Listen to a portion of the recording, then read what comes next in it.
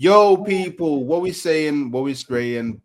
Back again with another Blood Brothers episode 2. Just to say, this one is dropping as a pre-record because I've got a lot of family stuff to do tomorrow. So unfortunately, we can't do the live, but we'll be back the following week as a live to bring you beautiful red content. And obviously today we're just going to talk a bit about the Nottingham Forest game, a bit about the Arsenal game, and then I've got a question for Wolfie at the end to find out his opinion on it. So let's get into it.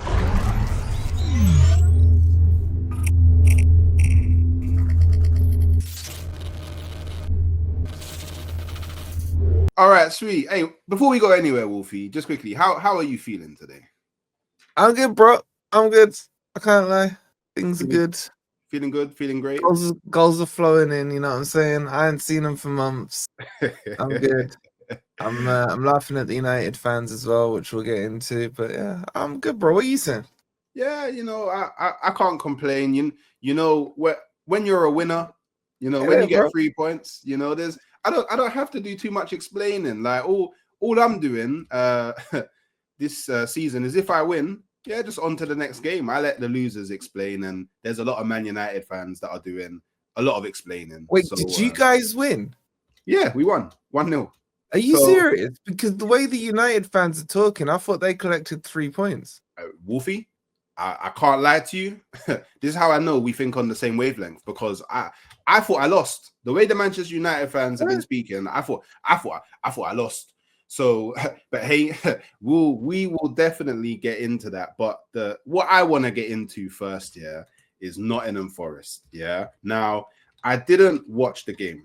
Yeah, I've only seen the highlights back of the goals, and I think that's a wonderful place to start. You went from scoring 1 goal in 7 to scoring 3 goals in 1 game. And I won't lie, all of the goals were good.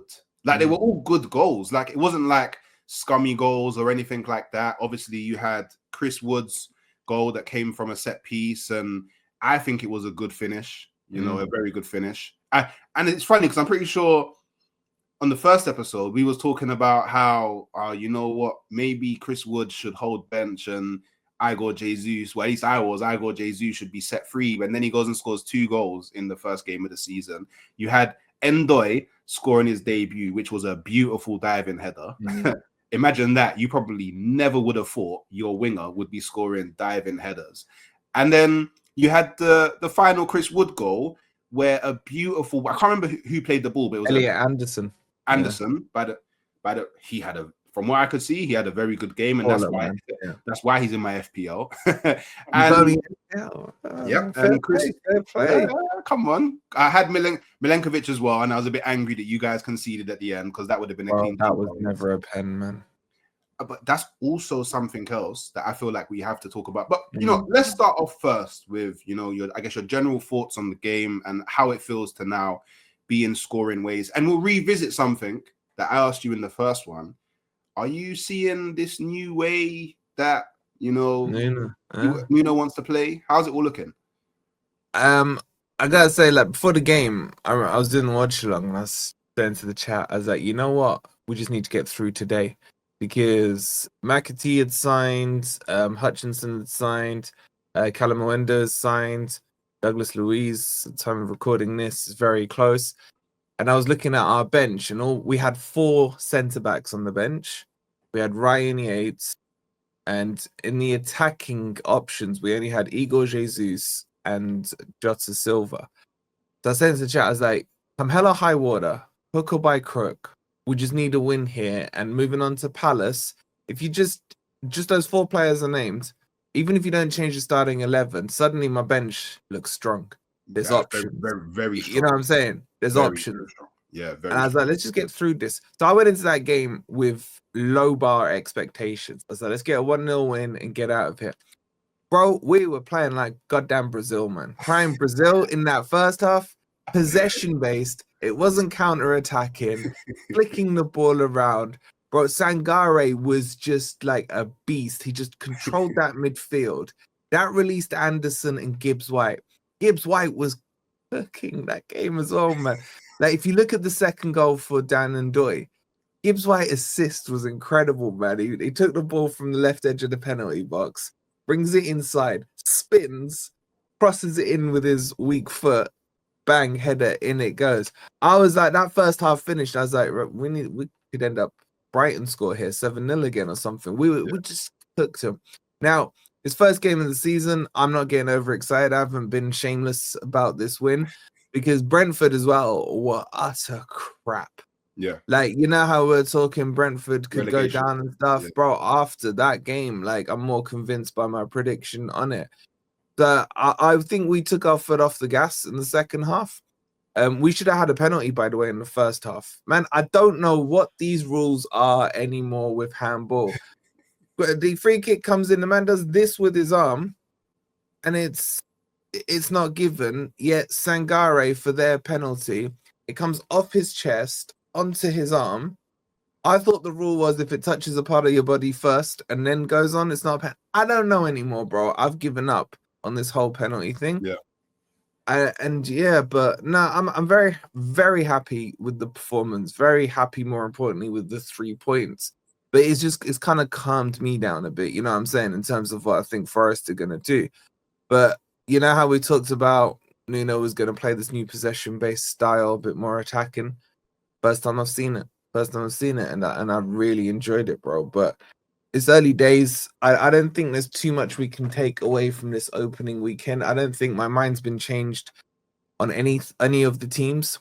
Maybe Everton. I thought they'd be having a good season, but nah, bro. It's like the key to the first game is get your 3 points, collect them up, get out of there, move on to the next game, innit? And you did it in style.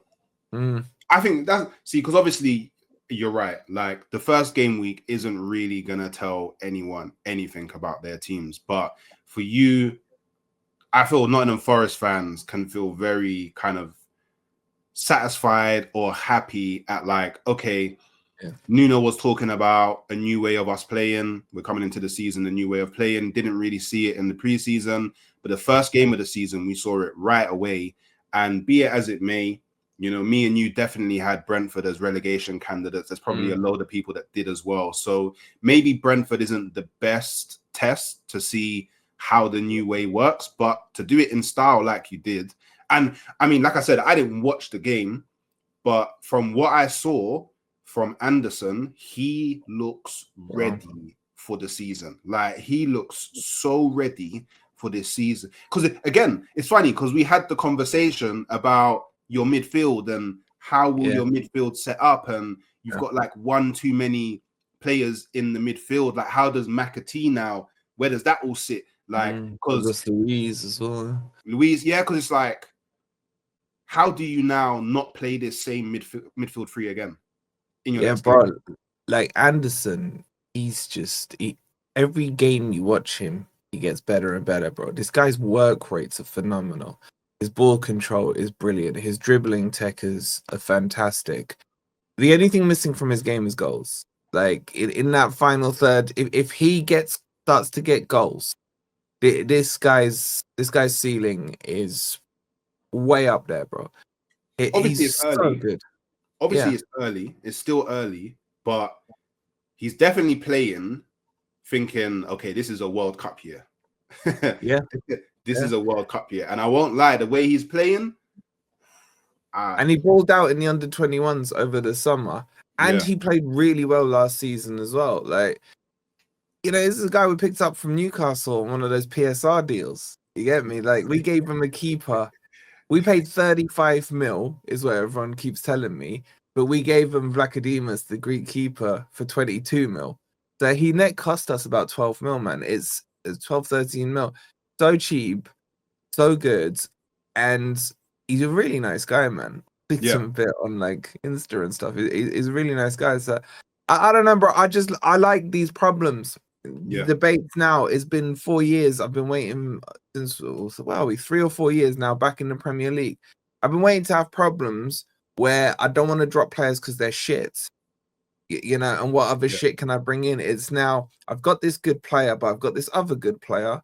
How do I fit him in? You know what I'm saying? That's the debate I want to have. And when I'm thinking about it, I'm like, I'm not unhappy with any of the combos if they work. But it is First one world game. problem. That's what I call them. I call them first world problems. Hell yeah, man. Hell yeah. So yeah, it's all good, bro. I'm happy. But big game against Palace this weekend. Obviously, D and them men are still crying because they didn't check their emails. It's gonna be hostile at Oh, it will Selhurst be. Park. Oh Bro, yeah. it's gonna be they're like lining up, man. Freaking You God know knows what? what they got waiting for us down there. But yeah, it's gonna be hostile. But this is a very good test. Forget all the politics of it. I think Palace are a very good team. Yeah. And I think this is a good test to see, right, from what we saw against Brentford, can they sustain that now away from home? Can they go and replicate it again? You might be playing a Palace team with no Eze as well. So, hey, it could, and you know what? Because obviously, I no disrespect to Palace, because I think Palace are actually a really good team and they have a really good coach in Glasner. So obviously, he'll find a way without Eze. But to lose Eze potentially before the game, like this is like one of the biggest games of the season, just because of all the politics behind it. And if you guys go and beat Palace, you've got armory for D all season. Like D can't talk to you all season. Like not only is it because of you that they're in the Conference League, that you then beat them at Selhurst Park, you will have the most artillery. He will be avoiding you on streams because there's literally nothing that he can say. Do you know what? Like you know me, yeah. And it's why I called the show Blood Brothers. I actually really like Nottingham. Like I can't forget the good deeds that you did to us many years ago. And if you guys can go and see, because this is all right. So this is something that annoyed me about the league over like the whole period that like Man City did the 4P. Yeah. Is the teams. The smaller team, when I say smaller teams, I mean that in a respectful, like, okay, let's say teams outside of the traditional big six. They just let teams like Man City just have their way. But now you've got teams like Nottingham Forest that it's not even going to your ground. If you go to their ground, you're going to cause problems. Like you beat Liverpool last season, although it didn't work out in my favor in the end because we effed up. But you can go and beat the bigger teams, which is what we need more of those in the Premier League, because it can't just be Arsenal. Well, I speak from an Arsenal perspective. I'm pretty sure a Liverpool fan would say the same. A Tottenham fan would say the same. A Chelsea fan would say the same. Do you know what I mean? It can't just be us that's causing problems for the teams that you expect to win the league. So, hey, I'm happy that you guys got off to an amazing start. I'm happy I was proven wrong about Chris Wood. Hey, go and score another 20 goals. Guys, phenomenal, man. I don't know how it's at the stage where I don't even assess him anymore, man. I don't know how he does what he's doing, man. He's already got 10% of the goals he got from last season, you get me? Like with 10% of the 20. It's crazy, man. It's crazy. You know, it is true. And you know what, yeah? Do you know what? Remember I said I'm going to ask you a question at the end, yeah? Yeah. I think I'm going to use it as a segue before we go into Arsenal, because it's a really good way to segue this, yeah? So finally on the Nottingham Forest segment, yeah? Just in general, I think the officiating of all the Premier League games in game week 1 was awful. Or I think unanimously, it was awful. Like the referees... They need to up because it was bad. Like I'm even talking from the very first game in Liverpool where the guy swiped the ball, but do you know what I mean? Like it just that kind of set the tone for the whole game week. But and obviously I've only watched it back once, but you guys didn't get a penalty for a handball that I think was a handball, and then you conceded a penalty to a handball that, again, I think is very dubious because it does hit another part of his body and then goes onto his arm, which then if you look at the Arsenal game, Manchester United didn't get a penalty for a handball against Zubamendi because it actually hit another part of his body and then hit his arm. So, I mean, how you won the game. So probably in the grand scheme of things, you don't actually care because you won the game. But if you didn't win the game, like how angry would you be right now that you kind of got shafted? But we've had it so many times, and you're right. It's not just a Forest thing. It's not an Arsenal thing. It's a refereeing thing. You know what, bro? Like when the World Cups come and the Euros come, you talk maybe in the whole period of those times about 1 to 3 incidents across the whole tournament where the refs have messed up. And you know what? It's usually the English ref. Let's be real here. That's messed it up here. Yet we have the audacity to talk about our league being the best league and we implement the rules the best and what have you. I'm sorry, man. These refs are beyond a joke now. And the fact that they have VAR to back them up and they still get things wrong is unbelievable. I just look at how long it took them to implement semi-automated offside, for example, because they wanted to do their own bespoke one that obviously they're making more money from it or whatever their reason is. Yet we saw it in, what was it, the Euros last year, the World Cup, whatever it was. We saw the semi-automated in there. It was coming in nice and quick. And we were last season with the stupid lines that they were trying to draw and bend them if it was United to make sure they were onside and what have you. You get me? So like, it just showed. And Howard Webb, man, we know him. As I'm old enough to have seen him ref United games. The guy's crooked allegedly, right? And we're gonna trust him to implement all this stuff. So I'm sick of these refs, bro. It's got to the stage where I can't even bother to talk about them. I think unanimously, every single football fan of the Premier League will sit there and say these refs are a joke. These refs are an absolute joke. Sometimes it'll go for you, sometimes it goes against you, but that's not an acceptable statement. Because I hear that so many times, it balances itself out at the course of the season. How about the refs do their job properly? VAR does its job properly, and then it doesn't need to balance out. It can actually play out how it's meant to play out. But yeah, I was annoyed because a clean sheet would have kept us second. You know what I'm saying? I know the table means nothing at this early stage of the season, but you get a little flex. You know what I'm saying? So it's infuriating, bro. It's infuriating. It's kind of like, I feel like we need sort of a reset, and we need to, as hard as it would be, and maybe as mad as it sounds, we need to remove like discretion from the refs, and they literally just officiate by what the book says. So whatever the book says, that's just the outcome. Because, so for example, if the book says it's only a handball if your ball hits, like your hand hits the ball in an unnatural position, and it cannot be a handball if it hits another body part first, then that's what it is. Like literally just go, but design the rules to be prescriptive. So you can't, like, there can't be any like, oh, but this ref thinks that, and then this other ref sees it in that way, and then that other ref use it in this way. Like, for example, and we'll get onto it later, the penalty shout on Saliba. Yeah. Now, Dermot Gallagher, an old ref, thought it wasn't a foul. But then there's probably refs that think there is a foul.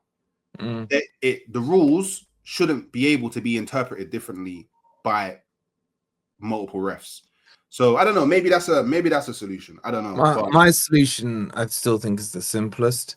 You stop VAR completely for stuff that's subjective or incident. Let me start again. You only use VAR for the goal lines and the offsides. Okay. Yeah. You never refer anything to VAR, but you give each manager 2 challenges. So if there is an issue, the manager, like in American football, they throw the yellow flag in. Yeah, something similar to that. If the manager wins, puts the flag in, or however they want to implement it, then you can stop the game and do it. If you win the appeal, you keep your thing. If you lose it, then I don't know, take 1 sub off the ones you're allowed to do.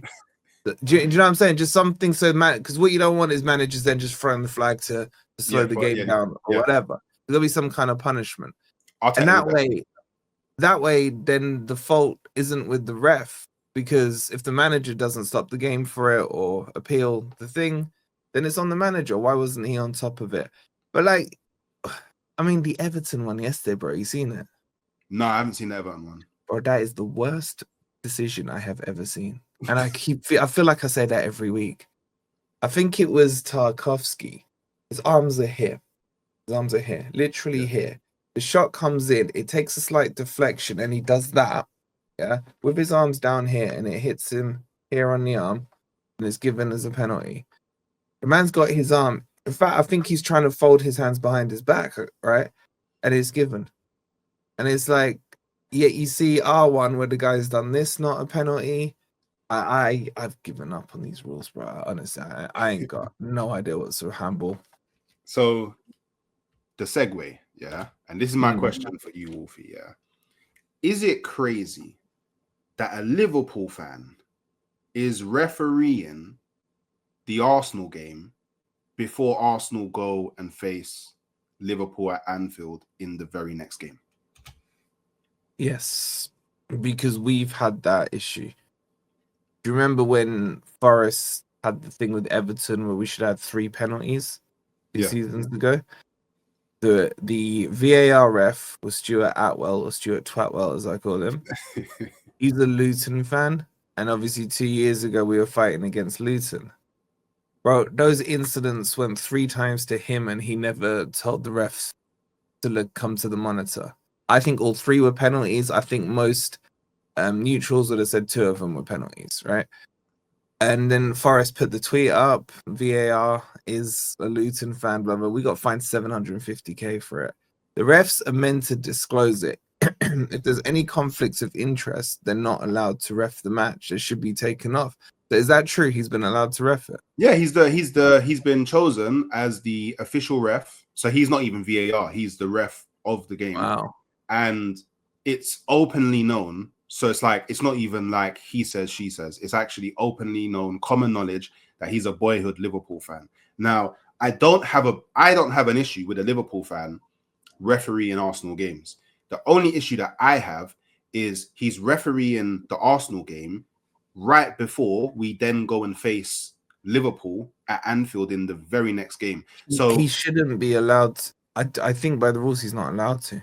Arsenal need to put in a written note to the PGMOL or PGLOL as I call them. So you know what I'm saying? It's like it's now on Arsenal because Forest put a note in before the Everton game and said Stuart Twatwell is a Luton fan. That's not on, man. Because I'll be real with you, right? If I'm a ref and Forest are fighting, say for a title or whatever, and I'm reffing an Arsenal game or a Liverpool game, bro, any subjective ones, they ain't going that team's way. Yeah, anything I can get away with, even subconsciously, there's that little thought that happens. Bro, I'll tell you what, right? I ref the under-14 matches sometimes in a friendly. Yeah, like pre-season when we're doing I'll ref them. Sometimes you let some stuff go because you want, one of your boys has been low on confidence or something, and he does a nice little skill move or whatever, but he's pushed the guy a little strong. You let it go. It's a friendly, it doesn't matter. It's subconscious. You want that kid to feel better. So there is subconsciousness that comes into it, but there's no way he should be reffing it, man.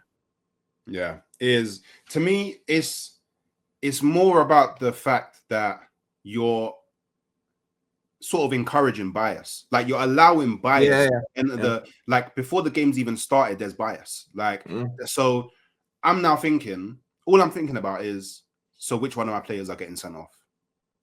That's what I'm thinking about. Which one of my players are getting sent off? It won't be that blatant, man. It won't be that blatant. Yeah, but like, it'll be a free kick not given to you on the edge of the box. You know what I'm saying? Goal. Yeah, disallowed goal, some foolishness. Like, I don't know. With me, it just, something just doesn't sit right. Like, obviously, I still think we'll go win the game, but to me, I don't know. It just seems a bit crazy You got Leeds. Yeah, it's Yeah, Leeds. Yeah, Leeds at home at the Emirates. So it's a bit crazy, but hey, look, is what it is. Hopefully we appeal it. But look, before we come to a close, let's briefly talk about the Arsenal game. So Arsenal played Manchester United at Old Trafford, and I'll give you my view, rough overview of the game, and then I guess you can give. Cause I'm assuming you watched it. So yeah, I think we played poor. Like, I think overall, I think we played poor. I feel like there was a few new things that we tried. Like, for example, one of them was we started the game with Calafiori and Ben White, who are both overlapping fullbacks. Throughout the game, they was playing higher than what our fullbacks usually play. And obviously, due to that, we made ourselves very susceptible to counterattacks. I feel it was only natural playing your fullbacks higher that you'll be more susceptible to counterattacks. Now, I feel that game plan would have worked if we just wasn't so bad on the ball. Like, I feel like we lost the ball a lot high up the pitch, more than what we're used to. And the game, it was very chaotic. Like, even Ødegaard came out at halftime and said, yeah, this game is way too chaotic, way too hectic. We need more control. And then we came out in the second half and we never really got that control over the game. Like, it just felt like, even though it didn't really amount to anything, and I guess at no point was I really worried, but it was just like wave after wave after wave of attack from Manchester United. I feel like we didn't defend amazingly, but we defended good enough to keep a clean sheet. Like, there was loads of last-ditch challenges, there was loads of blocks, there was dubious decisions. You know, like I said earlier, the Zubamendi handball, obviously it's not a handball, but, you know, if you're like you're a salty, diehard Man United fan, you're going to be like, oh, why wasn't that given as a handball? Obviously, the Saliba penalty, which, watching the game live, I didn't really notice it. And I just assumed because no foul was given, it must not be a foul. When I watched it back in real time, I was like, oh, that's a penalty. But then I watched a video where someone actually slowed down the video. And what you see is, yeah, Saliba puts his leg out. But when Saliba puts his leg out, he doesn't actually make contact with Cunha. And then the ball bounces and it hits the inside of his thigh. So officially, Saliba actually made contact with the ball before making contact with the player. What then happens is Cunha throws his right leg back to make contact with Saliba and falls over, trying to buy the penalty. This is my assessment through watching that video. I could be way off, but that's my assessment through watching it slowed down. So at this point, until I see maybe a different angle that shows something different, I don't think it's a penalty. I feel like Manchester United can feel hard done by it. Like, I feel like they have every right to like ask, wait, why wasn't a penalty given? But hey, we're going to go through this whole season and there's a lot of people that are not going to get penalties. And like we said, we know referees had a very poor first game week. I feel like the ref had a amazingly bad game. There was things that Manchester United were getting fouls for that Arsenal weren't. And I only noticed that pattern once we scored. So the conspiracy theorist inside of me is going, oh, they want Manchester United to come back into the game. Like, they want Manchester United to come back into the game. So, hey, but overall, I have to talk about it because a lot of people are going mad. The slander on Gyökeres is crazy. Because from my perspective, everything that I want a 9 to do, he did, outside from score a goal. So he was running the channels. I want him to do that. He was winning duels. I want him to do that. He was trying to make himself available and win battles in the air. I want him to do that. He was always central. I want him to do that. He was trying to link up with Ødegaard, with Martin. He was actually trying to link up with Martinelli. It's just that Martinelli was garbage. Do you know what? I'll say even Saka was garbage. So it made it harder for him. It made it hard for him. He didn't have service. So I can't really blame him. And I feel like too many people are looking at that one run that he made where he lost track of the ball and then he ended up running out off the ball. Like, I feel like there's just a lot of unnecessary banter. But I feel like it's only happening because Gyökeres plays for Arsenal, and Arsenal are always in the limelight. So when you have a not so great game, well, I guess overall a not so great game for Arsenal, everyone's eyes are going to be on that. But I feel like people need to remember everybody was bad. Well, Yeah. to say, okay, I guess it's more fair to say that nobody was great.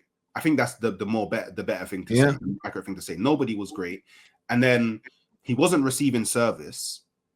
And on top of all of that, Manchester United actually was really solid defensively.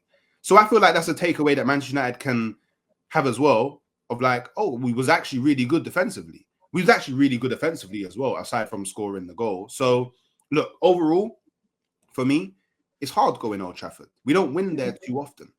So to go their first game of the season in as chaotic as a game as it was, where Manchester United went Super Saiyan and was throwing everything at us, for us to come away with a 1-0 victory, 1-0 to the Arsenal. You know, remember boring Arsenal in the 90s, 80s, 90s? George Graham, man. Yeah, back George to Graham. it. George Graham. I just feel that's what, because it's weird, Wolfie, because when Man City do this and when Liverpool do this, we're told this is the sign of champions. Champions, when they play bad, they still grind out and get the win. When Arsenal do it, Arsenal shit. Do you know what I mean? Yeah. But yeah, that's just my kind of mind blur of the game. Yeah, I mean, we could do a whole podcast on this game alone, bro, because look, I'll start with Arsenal. My issue wasn't Gyökeres having a stinker or Saka having a stinker. The biggest surprise I had was that you didn't control that midfield. Yeah. Man U's midfield of it was Casemiro and Bruno that started, wasn't it? If I remember rightly in the game. Yeah. That's a very weak midfield. Technically, they actually have a 4-man midfield. Like, if we want to be really technical, they have a 4-man midfield. Yeah, I hear that. But your midfield is better than this. There's no disputing that. I expected you to go and control that midfield. That was my biggest issue with Arsenal's performance, is that you didn't have a dominant midfield performance over United. The rest of it doesn't matter because you left there with 3 points. Yeah. That's the be all and end all. This is game week 1. You're away at Old Trafford. We know Manchester United over the last few years raised their game because these players don't care about their club unless they're playing another big title challenging team, because they know the cameras are on them and they know they need to perform. Let's be real here, right? Yeah. Man United have got Fulham next week. Let's see how they play in that game. Let's see if their superstars are up for it, okay? That has to be taken into account, because I saw United play Liverpool, I think, last season, and suddenly look a half-decent team. And I saw the United fan base, you know, waxing lyrical about it, like they're going to, go on this mad run and win the league. They didn't win back-to-back games all season. So these United fans need a reality check. Okay, you played okay. I wouldn't even say they played great. They are talking like this was their greatest performance in their club's history. Yeah. Okay, you know what? If it is, you lost, and you lost to an Arsenal team that played crap. Yeah. So if that's your standards now, cool. I feel for you. I don't feel for you, actually. That's one thing, right? What I will say is you looked very weak on the left-hand side in the second half when Ahmed came on. Yeah. Ahmed, for me, started to chop you up down that left-hand side. That looked a little worrying. Defensively, I thought you were fine. And if I'm being real, tell me one clear-cut chance Man United created in that whole game. They had 22 shots. Where was the clear-cut chances? Just because you weren't playing at your best, you were still holding together. Do you know what I'm saying? It wasn't like it was 11 headless chickens on the pitch. Yeah. I read nothing into this game. Nothing. Gyökeres did not look sharp. He did not look... But let's be real, he's played, what, half a preseason, 2 halves of preseason games, something like that, when he had his minutes up? He's played like, I think it's like 60 minutes and like 60 and 10, I believe. Still, and it's not like he's come to Arsenal from a preseason from Portugal, you get me? He was training alone and what have you. So that's one thing. So I'm not judging him yet. What I will say is his hair flicks are more annoying than Ødegaard's, man. The man just hair flicks left, right, and center. So he needs to chill. Why do people care so much? Bro, it's so annoying. This is what happens when you have hair like that. Like, what is he meant to? Is he meant to play the game with the hair over his head? Gel it. Yeah, but you Like, see it in the game, and then it comes out like, do you know bro, what I mean? it's just noticeable every time he stomps and he does it in that slow motion thing. But anyway, that's kind of besides the point, right? I think he's gonna be fine. Yeah. I still look at your left side and I'm not convinced by it. That for me is your biggest concern now. And Madueke coming on when he did, I don't know, bro. He was okay going forward, but really poor in the tracking back because Ahmed was getting through him very, very easily. The left side for me is your biggest concern right now. Do you know what? Just on the Madueke point, and I don't know if like your thoughts on this, but this is my thoughts on it. I blame Arteta because, to me, at least from everything that I've seen so far of Madueke, his point of being on the field is as a creative option from the left wing who can actually get balls into the box early because he's left striker. Yeah. Now you bring on Madueke for Martinelli, but you also take off You're gonna say Havertz. So now you've in reverse. It's in reverse. So like you've brought on someone who on that left, he's not really. It's not like when he's on the right. I feel like when he's on the right, he's trying to be more direct, run into the box and get a shot off himself, or cut and get the shot off himself because he's left-footed. But on the left, he's not going to cut in and take those shots because he can't. He's going to go byline and bring it into the box. Exactly. So now you bring on someone who's playing in the 9 who doesn't like to be in the box. So it's like, it was kind of like, if anything, you should have started with Madueke or started with Havertz and then had Madueke and Gyökeres on the field at the same time. Yeah, I'd agree with that. So I'd agree with that. You can't put a striker on and then not supply him. Yeah. You get me? That's the issue. A striker, I don't care what striker you put up there. Put Isak up there. Put whoever you want. If he's not getting supply, he ain't scoring. Unless he's doing a madness on his own, halfway line run or something like that. So I agree with it. Like the bottom line is, bro, I'm not convinced by that left side, but I'm even less convinced by your manager. Your common denominator here in all of that, like you just said, with the selection of the players you put there, that's an Arteta thing. With the mentality, I think that's an Arteta thing. But specifically to this game, I read nothing into it apart from that. And I need to just double check. Yes, you did take 3 points because United didn't win, even though they claim they won. And that's all that matters. That's all that matters, bro. You take the 3 points, you move on. Now, if this was game week 10, this game week 12. Now we're having a different conversation. Yeah, if this is how you're going to play for the next 7, 8, 9 weeks, then definitely the conversation needs to be had. But it's game week 1 at Old Trafford, 3 points. You don't have to play Old Trafford again the whole of this season. Yeah, it's done. Let's see how Liverpool hold up against it because they're going to do the same against Liverpool. They'll do the same against City. City always struggle at Old Trafford, man. In recent times, it doesn't matter how bad Man U are, they still know how to turn it on for these 2-3 games in the season. And just a final point from me. My kind of overall perspective is Arsenal don't have the luxury of trying to play better but not getting a win, because our start of the season is crazy. Tough. We don't have time to warm up, so we just have to win. It doesn't matter by hook or by crook, we just have to win because we got Leeds at Emirates next. I think that's going to be a tricky game because Leeds are good and their fans, I feel like a lot of people either haven't watched their team play against Leeds or just don't remember what their fans are. Their fans are crazy. They leave your Ellen Road was bouncing yesterday. Their fans are, and they played well, bro. They played well. Nonto looked good on the wing as well for them. They got the 3 points. They did their 3-point thing as well, you know what I'm saying? Yeah, exactly. Yeah. Joe, cause I rated to him, he was like, yeah, big up, man. Like, we both got our 1-0, our 3 points, we're good to go. But after that, we have Liverpool at Anfield, we have Newcastle at St. James's Park, and we have Man City at the Emirates.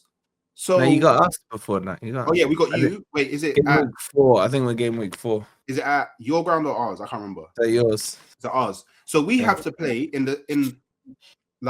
out of the next 6 games, we have to play Liverpool, we have to play Man City, we have to play Newcastle, we have to play Nottingham Forest.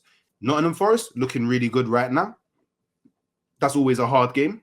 Newcastle, is always a difficult game for Arteta, Yeah. especially at St. James's Park. Always, like it's never not a difficult game. Do I have to speak about Liverpool at Anfield or even Man City? Like these are all really hard games. So hey, I'll go through all of these games 1-0, scrub a dub, all of that stuff, and take the 3 points, and then we can worry about style of play, patterns of play, attacking performance, and all of that stuff in the games that come after. But yeah, those are my final thoughts. Any final thoughts from yourself? Yeah, I agree with you, bro. Like, look, everyone said, what if Arsenal lose these games? What if they do this? Yeah. What if you win them? Because you had to put a 3-point gap on Liverpool, a 3-point gap on City. Yeah. You get me? They will still have to play each other. They're going to have to, someone's going to lose points or both are going to lose points. So it depends what narrative you want to run. But I think once you've got through that period, excuse me, if you got through that period, we'll know who's in the mix and who isn't. Yeah. That's where we'll know properly. Right now, it's all speculation. All right. Well, sweet. Well, yeah, I can't lie, Wolfie. I'm really liking these 1-to-1s, and I need this Wolfie on panels in it because this Wolfie is an amazing Wolfie, and yeah, I hope everyone's enjoyed the show. Keep away from me then, man. Yeah. Just make sure you're liking, subscribing to both channels, mine and Forest Fan TV, and yeah, we'll catch you next week.